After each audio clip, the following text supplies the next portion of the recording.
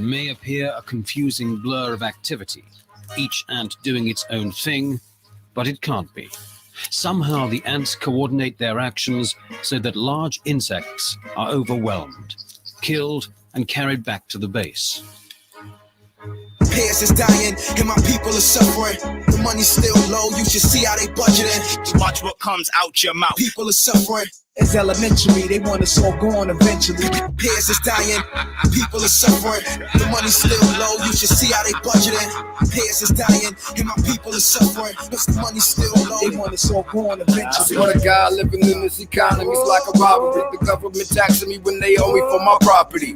You niggas act like you happy to live in poverty. When I feel like a king, I gotta make these fools acknowledge me. I'm royalty and loyal to the feeling of it. The contrast make it look thuggish. We talk, walk, and look rugged naturally. Nothing sad to see, we all a part of this tragedy.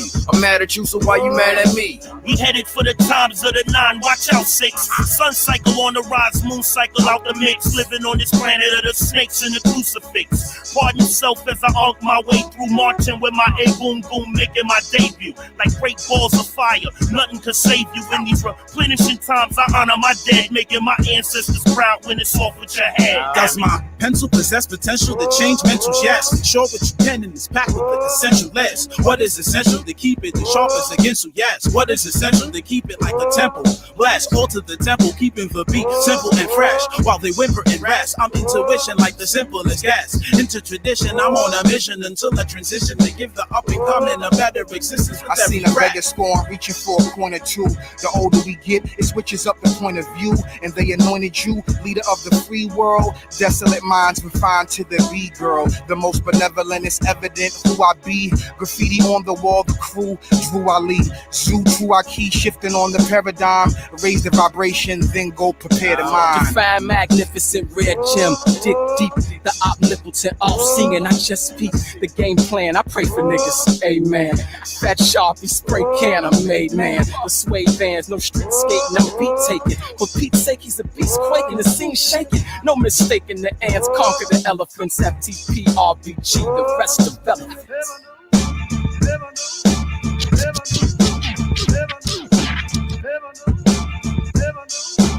What's the ant's secret that makes them the most efficient predators on Earth, consuming more meat than lions, tigers, and wolves combined?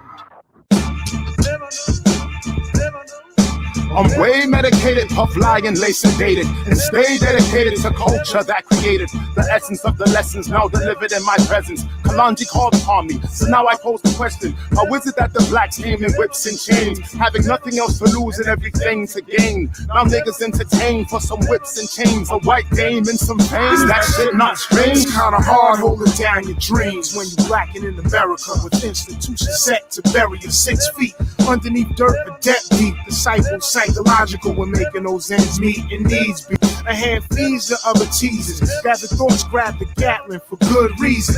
In between success, devil's greed, a pine box of mind, John's elusive. And why I come off and camouflage, can't take cloth. Eating lentils and vegetable broth, but I ain't never been soft. Beating the lost and forsaken by any cost, bones aching, working hard, trying to bring home the turkey bacon, breaking laws of gravity. Fuck with the family and watch me savagely crush craniums and chest cavities to pray for the casualties. Cause my anatomy is naturally casually composed. This is self-construction for the soul. I'm black dynamite, I'll blast you with my nitros. Spit a dope piece with a gold piece in a book with 5 disciples. We channeling book mind, the revolution sparker. With 8 bars, cigar smoking some dark room on the altar. Watch the daughter work a mojo off the stage without a hype man.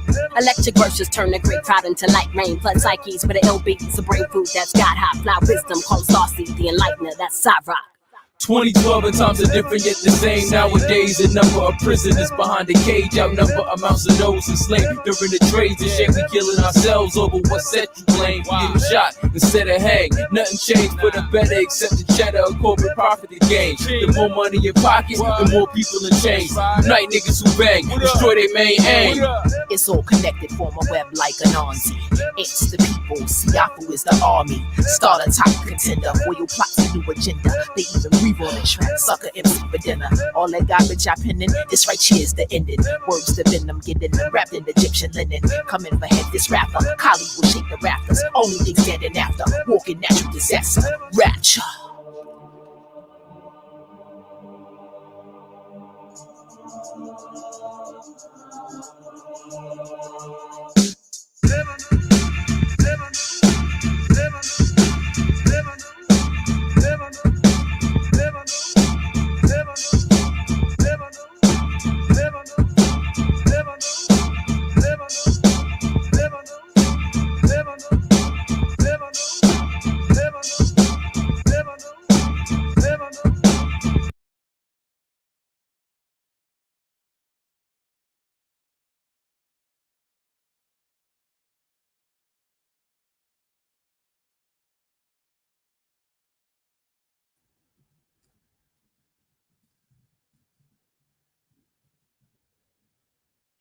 What's happening? What's happening? What's happening? You know what it is. RIOT Starter TV is in the building. Every now and then I gotta throw that back up. You know what I'm saying? Shout out to all my Siafu. Shout out to the People's Army. Shout out to the FTP movement.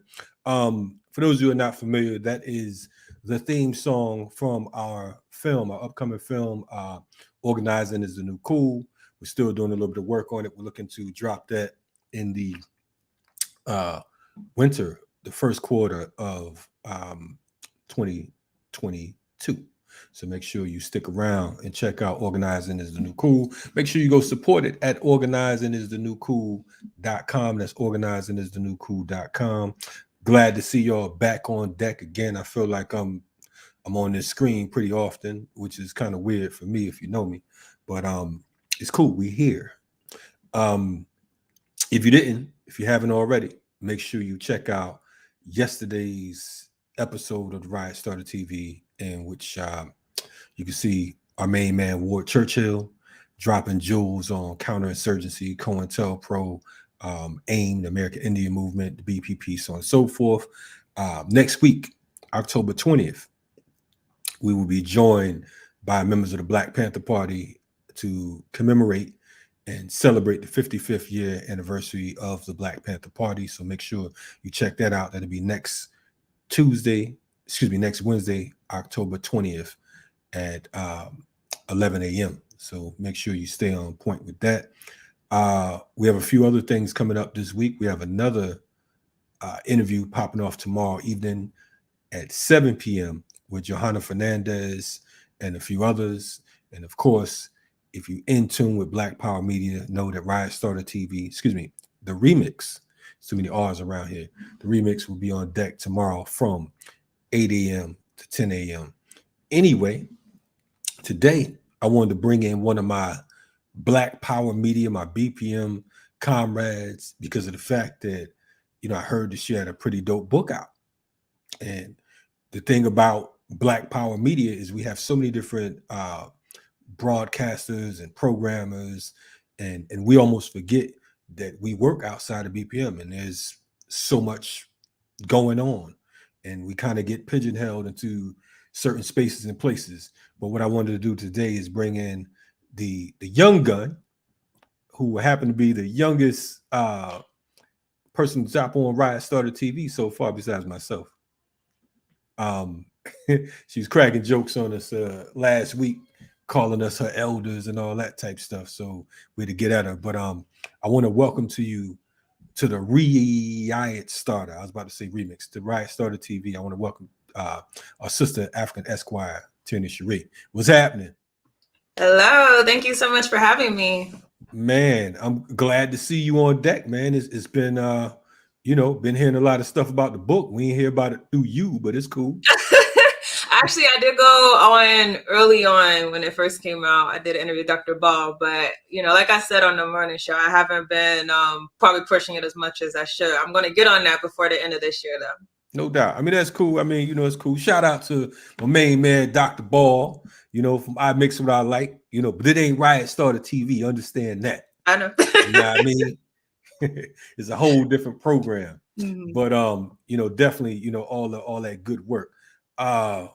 Man, I want to get it started with a question. I mean, first, before we even go there, the title of the book, you got one of those one of those titles from like a lot of the OGs. They had these titles that be like 20 miles down the road, and you'd be like, and furthermore, it'd still be the same title. So I won't jack the title up. Let us know what the title of the book is.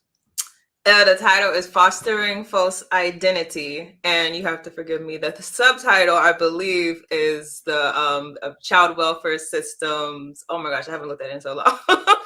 Help me out. Let me help you out. Okay. Child welfare systems. It's back here. I could grab it. Okay. All right. You ain't. One second. I'll be right back. You forgot you wrote it. Anyway, see what happened with the young guns. They be forgetting their own book titles. You know what I mean? So that's why y'all can't be talking about the OGs.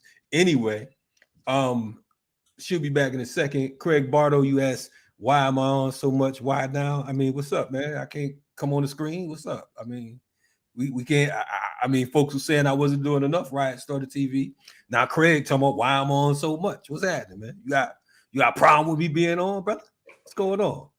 Anyway. Okay, I got it. I'm sorry. Cool. All right. It's the child welfare system's design of social control of the Black family. And the reason why I had a hard time remembering is because I went through like several edits of that subtitle a few times. But yes. All right. Well, I'm not going to beef on you. See, I don't even feel bad now for not remembering that long title because you ain't even remember it. So, you know what I'm saying? So it's all good. It's all good. I remember the name. Yeah. So first and foremost, we are proud of you. You know, you are a younger freedom fighter.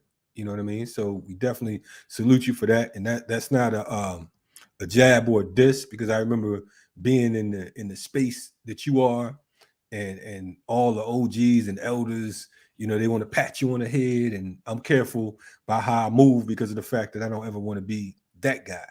You know what I'm saying?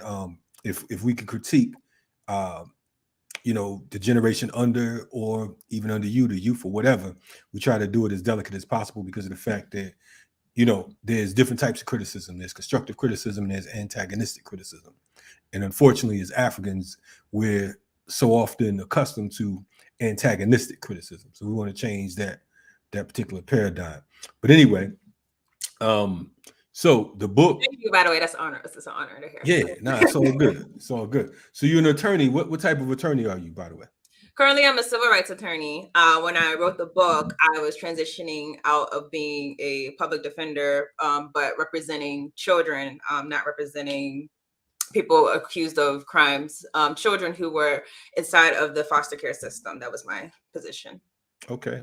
So you have some you have credentials when it comes to this book. You know what I mean? So it's not just, I mean, there's a lot of folks, they just be writing and just, you know, coming up with thoughts and ideas, but definitely, so it's an experience. So tell us about that. How long were you involved in that particular side of the court or the bench or whatever? Oh, it was 3 years, and not a long time at all. And honestly, a lot of the knowledge that I write about in the book, there's experiences that I had being in the system that motivated me to want to learn more. But a lot of the knowledge is not necessarily accessible for people who work inside of the child welfare system. A lot of it was going back and researching, and luckily I was able to attend a conference for my job at the time, and they brought in a new history of foster care that I had never, heard of, and that really drove me to go deep into okay, what is going on here? Because I feel like this thing is bigger than just saving or helping children and whatnot, but I want to know where did the conception of child welfare begin in America? Word. So what did you come up with? I know, for my research, correct me if I'm wrong, was it around 1935, somewhere around there, or? So 1935, I believe that's the Social Security Act, and that was the nationalization of child welfare in America. However, before that, the foundation had been laid. You can actually trace it back, if you want to the enslavement of Africans in America, because there was a system whenever slavery was abolished. Many of us know that, obviously, in the South particularly, many people were basically still enslaved, but legally you can go if you want, but you have to work here if you're gonna stay around. And that really, and that applied to children too. So there were a lot of children enslaved Africans, their children were essentially sought after by the former plantation owners. And what they would do is they would use these justifications to say, hey, you former slave, whatever you want to call, you're not taking care of your child. You're not employed. Understandably, I've just been enslaved my entire life. You're not employed. You don't have a house. You're not providing for them. You're a vagrant. And therefore, we are going to go to the court system and have jurisdiction over your child. But it was put as like a apprenticeship. But in reality, it was literally slavery, because let's say like I wanted to get my child out of that system, right. I could go to jail. So it wasn't like voluntary. So that's, where we first started seeing these systems. But then on a mass level, we started seeing the the capturing of children who were actually European as being a bedrock foundation of the child welfare system that exists today. So you're saying to us, okay, so here is, we're gonna quote unquote free the slaves, but we have all types of stipulations and games, and so I mean, it's just it never ceases to amaze me. It's just new tricks for capitalism. They got tricks on top of tricks, and even when you think it's not a trick, it's a double trick. Right. So So they have this system in place, and then later on you said little white children. Tell us about that. How did they get involved? Because of the fact that they're white. Well, I'm sure many of you might be aware of this, but some people aren't. Whenever Italians and Irish and European Jews, when they were when they first came to the United States, they were not considered white. Some people say like white niggers or whatever is what they were treated like. They weren't treated like us, so they weren't treated as dehumanized like, Africans were. But they were a second-class citizen in many ways. And so essentially, whenever you had this waves of immigration into major cities like New York, what happened was kind of the same thing that you see happening today, where you see the powers that be scrambling for a way to control this population, because a lot of these people, they didn't have access to jobs that the Anglo-Saxon Europeans had access to. A lot of them faced discrimination. A lot of them had horrible housing conditions. And obviously this creates an issue of poverty. Well, that was the reality for these newly immigrated Irish and Italians and other Europeans who came to the United States. And so what emerged was this movement called the Child Savers Movement. And it sounds great, Child Savers Movement. But literally it was these charities that had older middle-class white women who were Anglo-Saxon and Christian. They would go throughout the streets, and if they see your child, they could literally just take your child. And they would use justifications, same justifications that we've seen used on enslaved Africans, vagrancy. Their parent has not been watching them, so therefore they're not able to take care of them. And it kind of goes to show like a lot of the modern justifications that were used.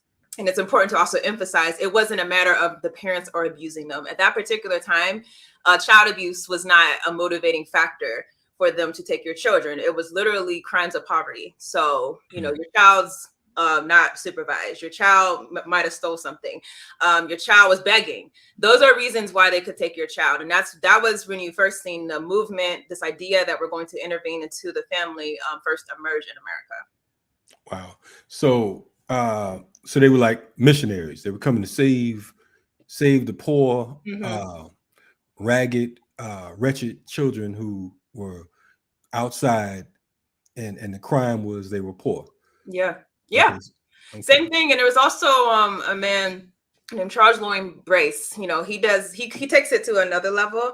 And actually they have these things called Orphan Trains, and they're literally rounding up immigrant children and putting them on these trains and shipping them out west.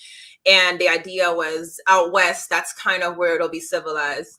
And his conception was that the family is God's reformatory. That's what he said. The idea that if you take a child from one family and put them with another family, that child can be reformed. So it's kind of this environmental theory that the environment is what makes people inferior. It's not who they are. And, some people might say, oh, that's wonderful. Oh, you're not saying we're born inferior. But what they're saying is that your culture that you're born into is what makes you inferior.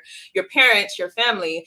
Therefore, we're going to switch the environment. We're going to take these children and put them out with these Western Christian families. And a lot of horrible things happen. Like a lot of children, their ethnicity was even changed. Like, let's say they're Irish, but now their birth certificate says I'm English, their languages were lost, names were changed. It was literally a additional effort to erase their cultural identity. But really the goal behind it was to make them unthreatening to the dominant society that didn't know what to do with this influx of children inside of America's major cities. So now, did this all take place before the Irish became a force and created police departments in the North? So this took place before then, or? Yes. This was like on when they first came, like this big problems presented of, oh my gosh, there's all these immigrants. Right. And you could say it was effective, what happened, because the assimilation campaign today, like I never thought of white as, oh, what type of white are you? Like growing up, it's just you're white, For us, it's just white, right? Yeah, exactly. So you could say it was very effective at erasing a lot of people's racial backgrounds. And the same thing happened to Native Americans. A lot of people say, oh, I have Native American heritage, but might not even be able to pinpoint, where that came from. I believe I saw on your channel, you were talking about, or it might have been a morning show, but the boarding schools in Canada. Right. Yeah. Yeah. So they were in America too, and that was a prerequisite to Native American children coming into the child welfare system. But at the Indian boarding school movement, they were literally taking children from reservations, and the same idea, the environmental theory, we're going to take them from their savage environment and put them inside of a wholesome environment where they'll be able to become like us and civilized. Right. And they were not able to wear their traditional dress. They were not able to speak their languages, practice their religions, anything. The idea was that you were going to become white. And so it's actually in the book, but it's also online. You could Google this. There's before and after shots. You see before that, the Native American child is dressed in their tribal clothes. Their hair is long. Like for the boys, their hair was long and things like that. And the after, it's like a white boy, they're lighter, their clothes, they have a suit on, their hair is cut if you're a boy, and the girls are in dresses, their hair is put back like a European style. And so it was an intentional effort to erase their ethnicity. And that was really what began a trend, not just, like I said, with European Americans, but also with indigenous Americans. Right. Definitely one of the ingredients of colonialism, one of the key components to destroy the ethnicity, and also just totally rape, rob, and pillage, and just destroy their culture as a whole. So it's interesting.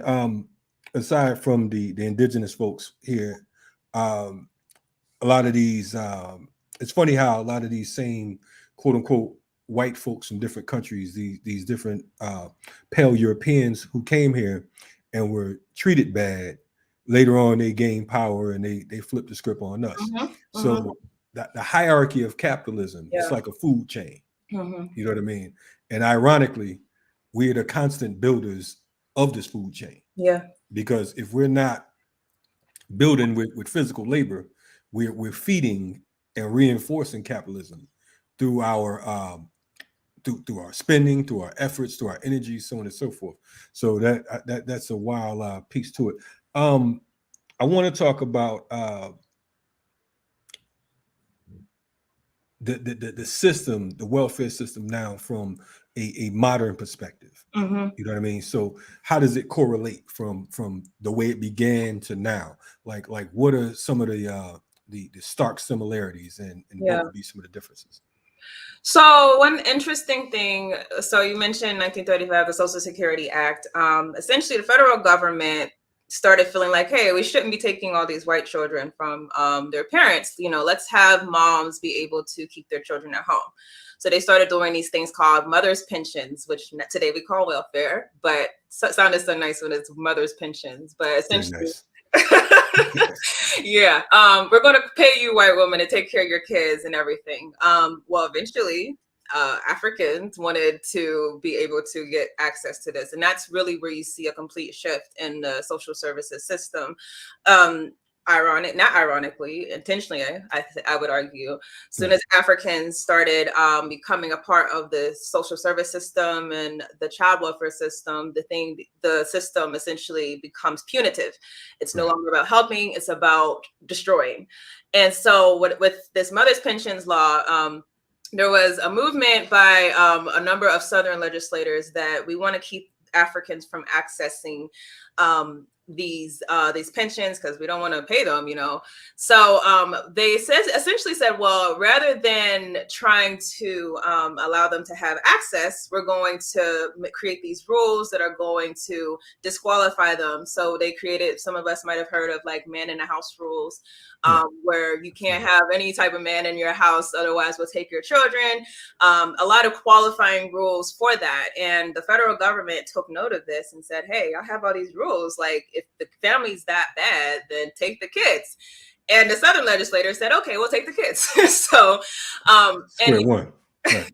What's that? Square one. Yeah, exactly. So they said, okay, we'll take the kids. And now I believe the federal government, you know, while they were, you know, trying to seem as though they did not have a opinion on this, you know, I think they did, because soon after, whenever the numbers of African children in the child welfare system started growing, you've seen a lot of federal laws come out that funded the child welfare system, and also that made it more of like an investigatory system. It was no longer, you know, trying to just give services. It was like, well, we're going to do an investigation into your family. And that's where a lot of the funds came in for states that have adopted that approach.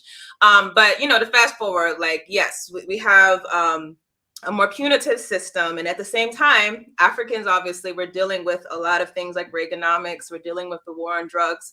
And so at the worst possible time, the federal government is directly coming into our communities and assessing our families, investigating our families, and taking our children because they say that we're not suitable to be parents. Right. I mean, that's been, I mean, like you said, that's, you know, it's the same song, just a different a different part of the hymn book. I'm speaking and I'm looking at the chat, and I see Ricky saying, watch Claudine. I remember actually growing up and being at friends and relatives' homes, and you know, the welfare department would straight knock on the door, and they'll be looking under the beds for men's shoes and all types of things or whatever. So it was definitely meant to keep that family unit as separate as possible, and to destroy it, and to, like you said, take the children, like, you know, like they're doing now. From a I wanted to ask, like, you know, do you feel, I know it's a silly question, but do you feel there's a connection between the welfare system and the prison system and the quote unquote school to prison pipeline? How does that correlate? How does that you know, come about? What's your thoughts on that? Yeah, there's definitely a connection, because same time that we've seen mass incarceration rates go out of bounds, we saw child welfare population jump. And the way that I look at child welfare, because there are good meaning people, obviously. So I'll say, and I even criticize myself in the book and say, like, when I first got in, like, you know, I knew like there was racism in the child welfare system, but I didn't have a clear idea. And you're given these abstract concepts of, you know, you're looking for, you know, dangers inside of the home. You're looking for certain things. And I was doing the same stuff. I was like, okay, well, your dad did what? I don't know. Like, just naturally, you know, indoctrination. Yeah, and then, but I think the big connection really comes from obviously the war on drugs, but also an overall change in the tide of America where the Black family was truly demonized. And what you saw is like, I never seen Claudine, but I did see Losing Isaiah. This comes out at the like height of Black women are welfare whores, Black men are criminals. So there's like a really intentional effort to make us into bad parents. And so at the same time, you have the government officials coming out in public.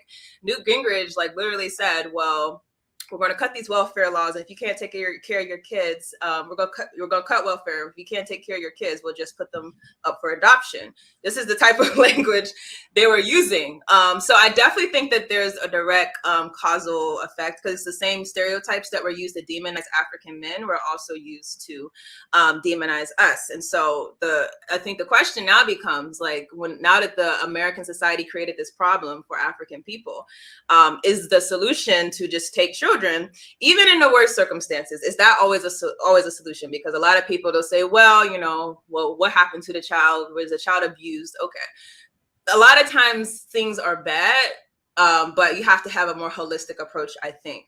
And the automatic idea that if you take a child and take them away from their parent, the child's going to be better. Science says, like, psychiatry has said, that's not always the case.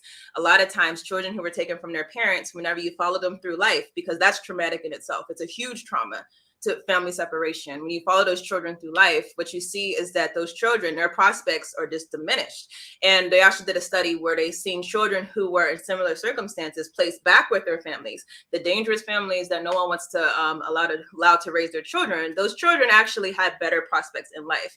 So the answer can't be, let's just go in and take these children and thinking that we're going to do something that's better for them. The money trail. Mm-hmm. Okay, you have the system, the welfare system, quote unquote, or what was it called? Mother's pension.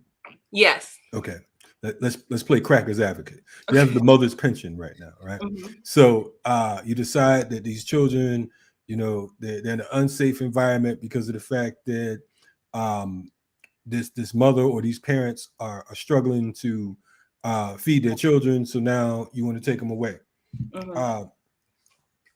Do you think that ties into the whole child trafficking situation, the whole foster care system, because of the fact that we know it as a business? Can you talk about that? Like, is there a connection between this? Is it by design in certain areas, do you feel, or do you think it's just well-to-do, caring white folks that want to take care of these savage Negroes? Yeah, and I talked about that like early on in the book. There is an industry of foster care. There's an industry of social services, period. I mean, even if you want to think on a basic level, you have attorneys, you have judges, you have social workers, you have service providers, all of these people. We're dependent on, basically this continuing. Like, right. If children stop being in foster care, there's going to be a lot of unemployed people. So there's that aspect, but then there's even more aspects, because obviously when you have per children inside of your state foster care system, you're given money based on how many children you have in your foster care system. But then there's also like a very insidious aspect of foster care where even like children who are entitled to benefits. This is something I didn't know until I was researching. The state has the right to those benefits if those children are inside of their care. The reason is because the state is looked at as the parent, and sometimes the state will reimburse itself. Probably the worst example that I found was fathers who owe child support, or even mothers who owe child support, because I mentioned my sister, her son was taken whenever he was a baby from her, and she actually had to pay the state child support. A lot of fathers too also have to pay the state child support. And there are even cases where parents' rights have been terminated because they weren't able to pay up to the state. So if you think about the circumstances, you'll have a poor family, the state's telling you, hey, we took your child, now you have to pay us this amount. Okay, well, I don't have a lot, but let me try and, just take care of my house, so that I can get my child back. Well, you defaulted on your payments to the state. Therefore, we're going to use that as a strike against you whenever we permanently sever the rights that you have to your child. Wow. So it's ransom. Yes. It's all ransom, you know, and, Right. and, you know, you have to be one of the lucky ones who has family supports. In my sister's instance, like I said, she had to pay state child support, but luckily she had my mom and my father, you know, who she could live with them, you know, but other people don't have that. And that's the biggest issue with having a penal system, is that you're assuming people have resources to do certain things. Not everyone has those resources. Well, I don't think, you know, I would argue that it's not about them even assuming that you have the resources. Mhm. I don't think they care. Yeah. Because, you know, it's a win for them either way. Right.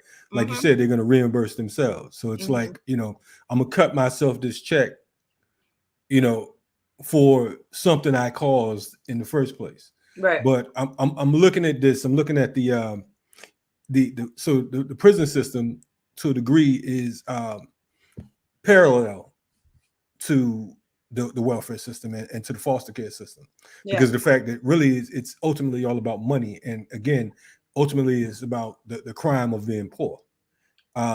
It's about you know, the very nature of capitalism. It's like, you know, someone has to be at the bottom, and some, in order for someone to be on top, for them to hold this fat motherfucker up. You know what I'm saying? At the end of the day, man. So with Can I this, say though, I think like the dual reasons for the prison system also, because, you know, it's not, there's the money component, but there's also the social control component. Right. When you created an issue for a people, and now the society has to figure out how are we going to deal with this issue. And that's literally the same thing with the child welfare system, because a number of things have been done to African families. And if you keep us, you know, confined in these ghettos without any type of way to feed ourselves, there's going to be an explosion in white society. So how do they avoid an explosion? They come in and they disrupt, they capture your men, they leave the women who have children, you know, without any means to actually take care of themselves by cutting off welfare. And whenever the welfare doesn't come through, we're going to come in, we're going to take your children. So all of this is like a backdoor way to cover their tracks, I think, and make sure that the original sins that they commit don't come back on them. Another level of genocide. Yes. You know, cultural genocide.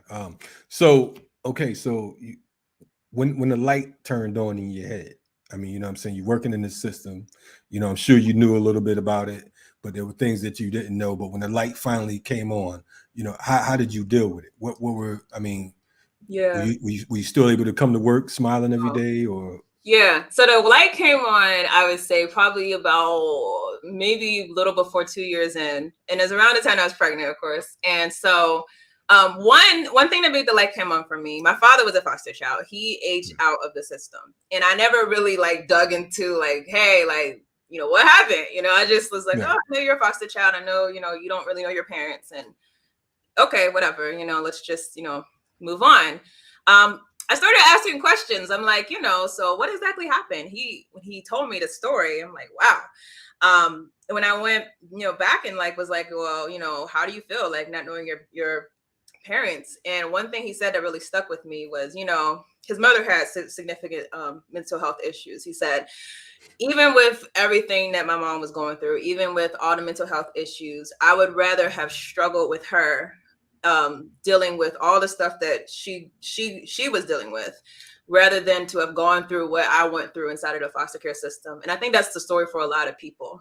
Even with the parents who are damaged, I would rather deal with that than go through the system, because the system is traumatic in itself. You know, so many kids get abused, whether it's by foster parents or by other children. That's another big issue, because obviously we know that when children are sexually abused, they're more likely to do the same thing to someone else. So there's so many risks that you have open whenever you enter the system, that it can be very horrific for anyone. So hearing that from him had to make me like step back and like, well, you know, coming into this job, like I noticed like I got rewarded more when I took a position in support of the state, because the state is always saying, we want to protect the children, you know, we just want to make sure that the parent's safe, you know. And so I'm like, well, I represent the child. And, you know, unfortunately, a lot of children's attorneys make this mistake of assuming that the state when they come in with their narrative of what happened to the child and what's protecting the child, a lot of children's attorneys kind of just defer to the state. And that's what I started doing. And I started getting rewarded for it. I remember, like, you know, judges would, you know, call my supervisor, Tierney is amazing, you know, like, you know, she's really doing this for these children. But when I started questioning these things and like questioning these narratives, doing some surface level research, you know, I realized that, you know, something's wrong.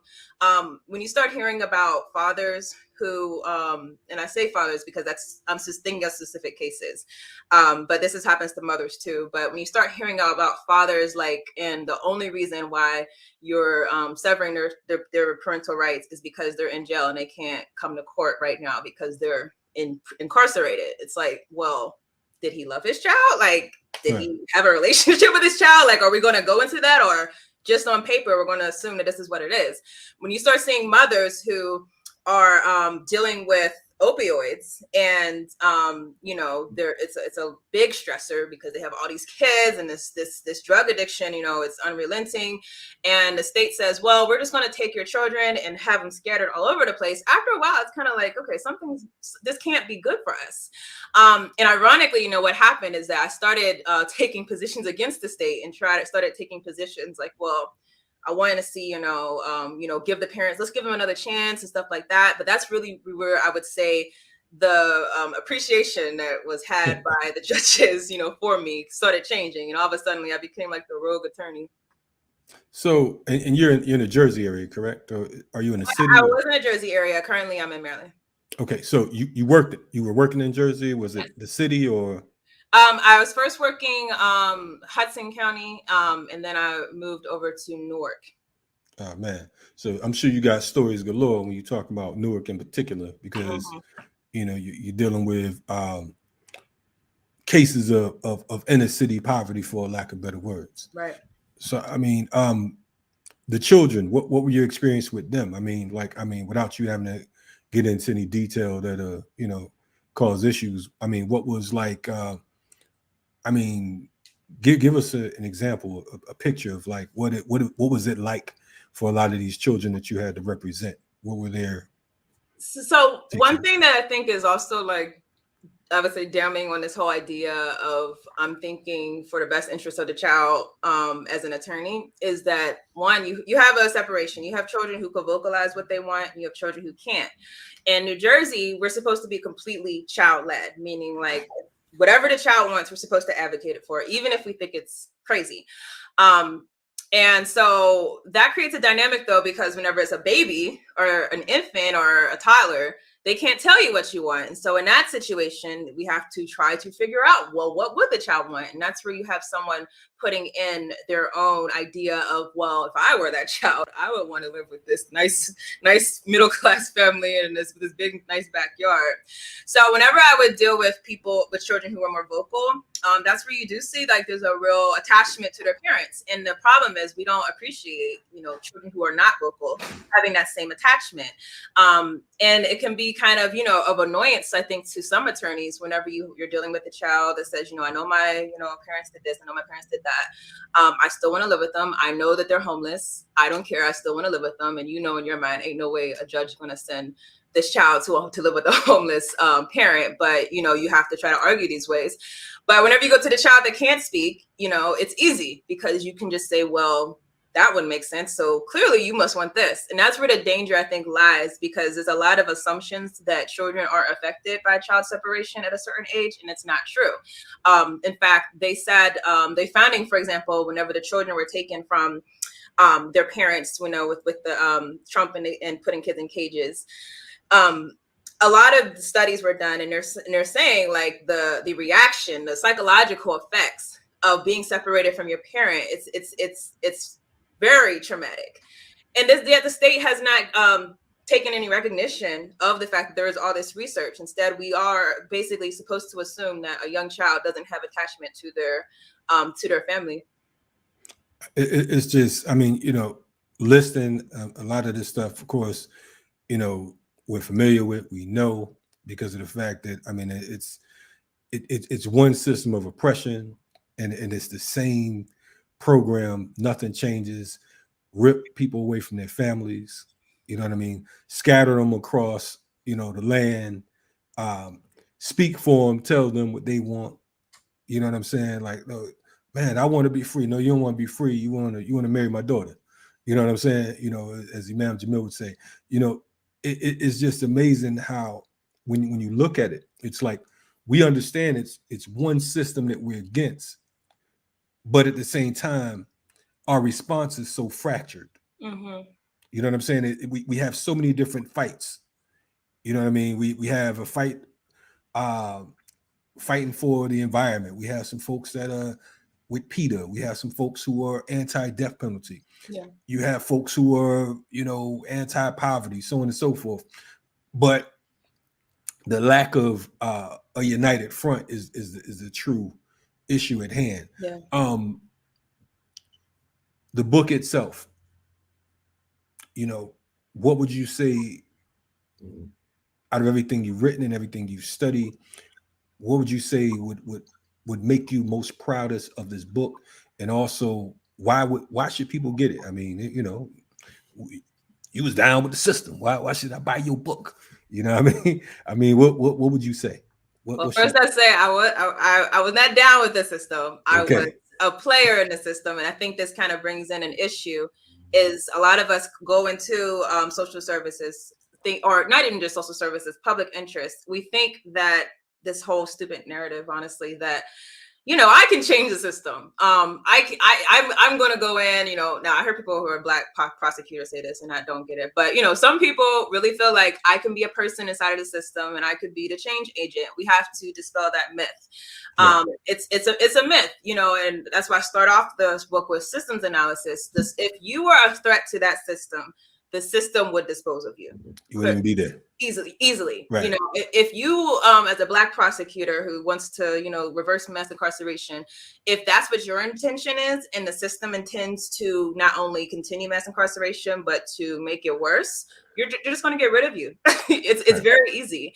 So that was more so, I think, a revelation that I had to, accept. And, as soon as I realized it, thank God I was able to get out. But I would say probably the biggest thing that I really enjoyed, the chapter I enjoyed the most writing was one that was very important, because it's a real myth that I think people have fallen into. This idea that, when an African child is adopted by a white family, that we should automatically cheer for that because that child has found a good home.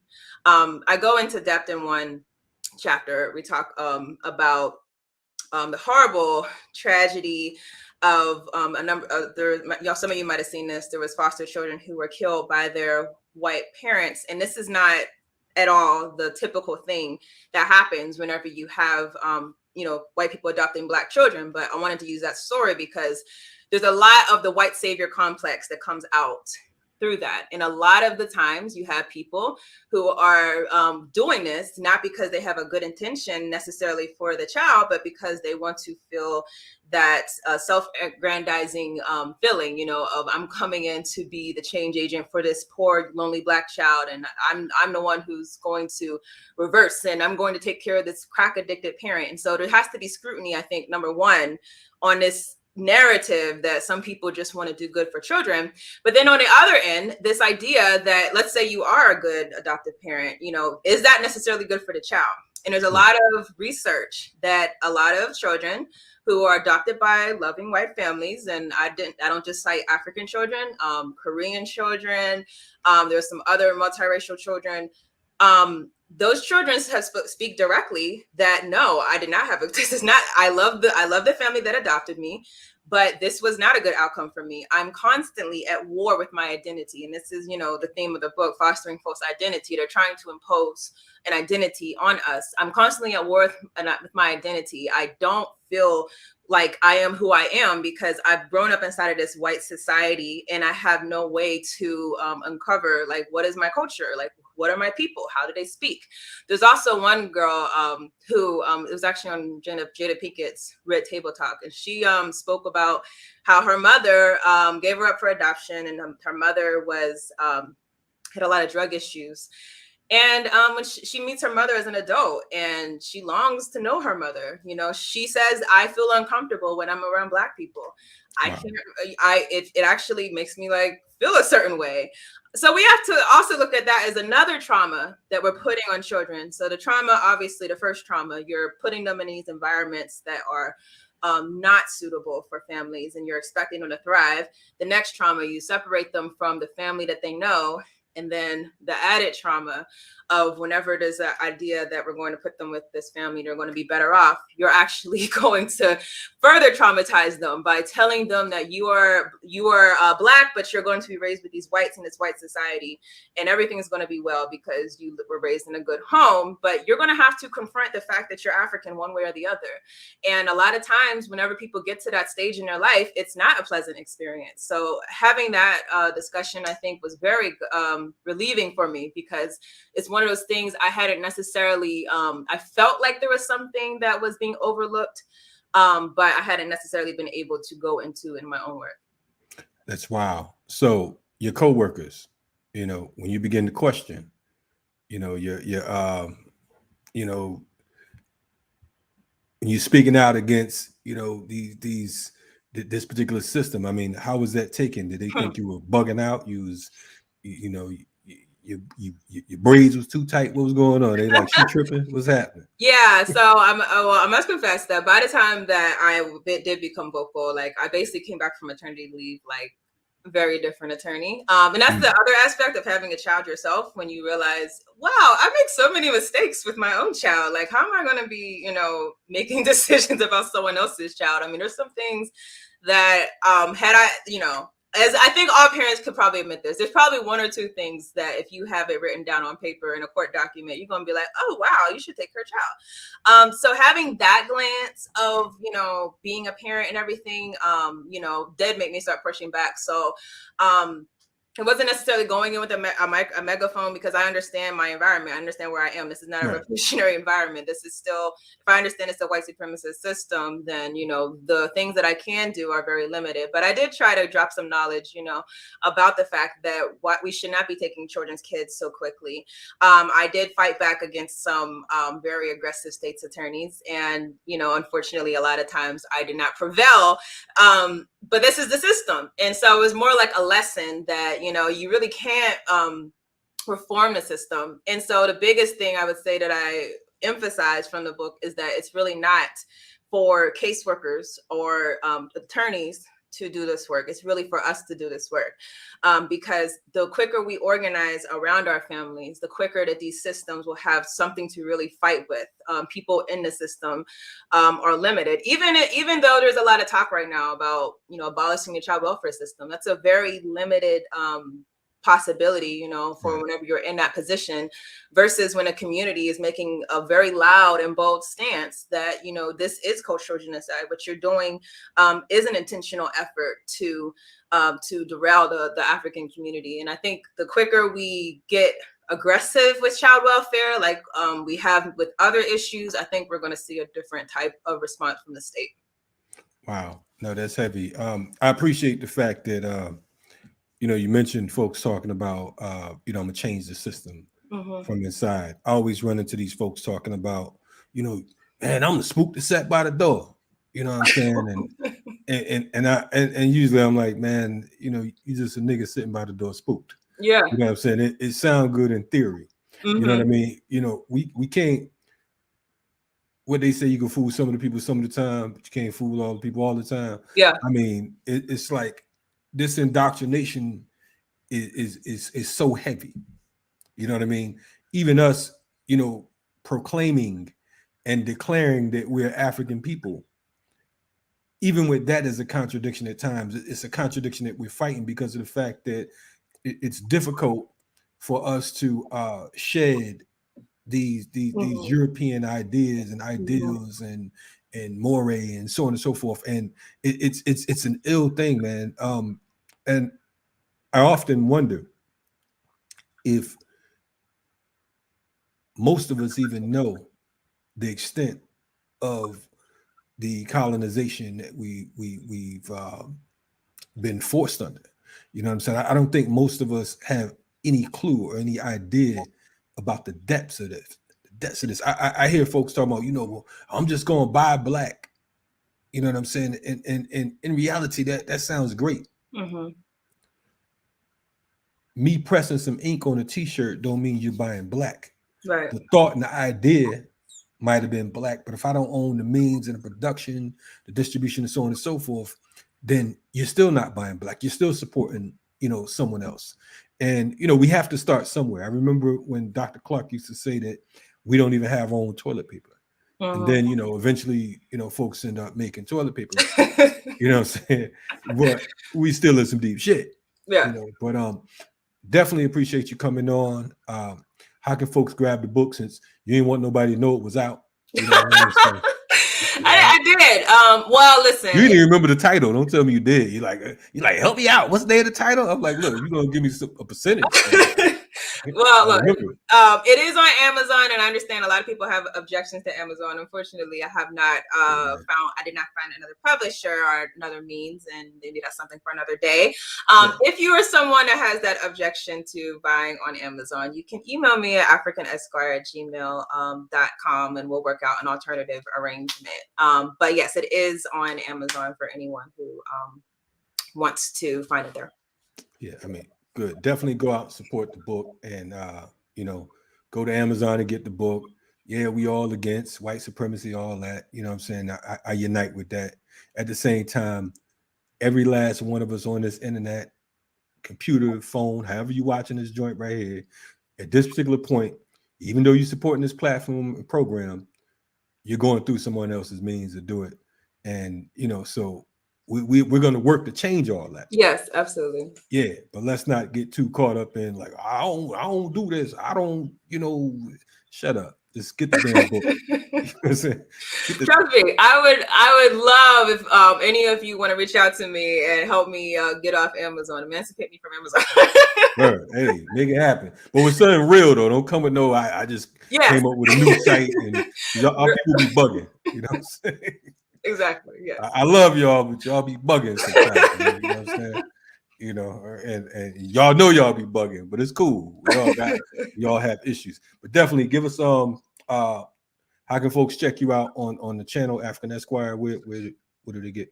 Yes, YouTube channel African Esquire TV. That is where I cover a lot of different topics, and an interesting one that I hopefully we release tomorrow morning pertaining to platforms. But that's my YouTube channel. I'm part of We Charge Colonialism. We're an organization that is focused on the colonization. You can check us out on WeChargeColonialism.org. No doubt. And I'm gonna say this. Catch it every Tuesday on the Remix Morning Show on Black Power Media. You forgot that part, but I'm gonna force it out though. You're right. You're right. Yeah, but definitely appreciate you coming on, Tierney. Continued success. Salute to the family, and we'll see you soon. Thank you so much, and you all have a blessed day. No doubt. We've been checking out Tierney Sheree, aka African Esquire. I want to thank you all good people for coming through today and checking out the interview. If you really dig it, go ahead and share it. One of the things that we often talk about on Black Power Media is the fact that our strongest resource is you all. You know what I'm saying? The remixers, the Africans and the others in the chat and all that. You know what I mean? We need, hey, look, that marketing promotions, it goes a long way. A retweet, whatever. You know what I'm saying? And I'm gonna keep coming through here, you know what I mean, to see my man Craig, because you know what I'm saying, Craig and them said, like, why you coming through now? But but we're gonna represent, man. Definitely appreciate y'all. Continue to support us, and whatever you have that we can support, make sure you put it in the chat. I'm also gonna ask and request that it's a whole lot of people that's out there putting in work that we might not know of. So definitely, hit us up. Go to blackpowermedia.org, blackpowermedia.org. If you have any suggestions for guests, I'm on Twitter. I haven't been on Twitter as much in my life. Shout out to Proletarian Pizza. We appreciate that. Super chat. Good looking on that. Appreciate y'all checking us out. But go to blackpowermedia.org and let us know. Like I said, I'm on Twitter now. Go figure. I was trying to hold back, but catch me at KalonjiChanga, KalonjiChanga. Changa. CHANGA. Also, I'm on what else am I on? Instagram, who he talking to. You know what I mean? But definitely support y'all. Love y'all. Stay on the right side of history. And I'll see y'all tomorrow morning on the Remix Morning Show. Salute.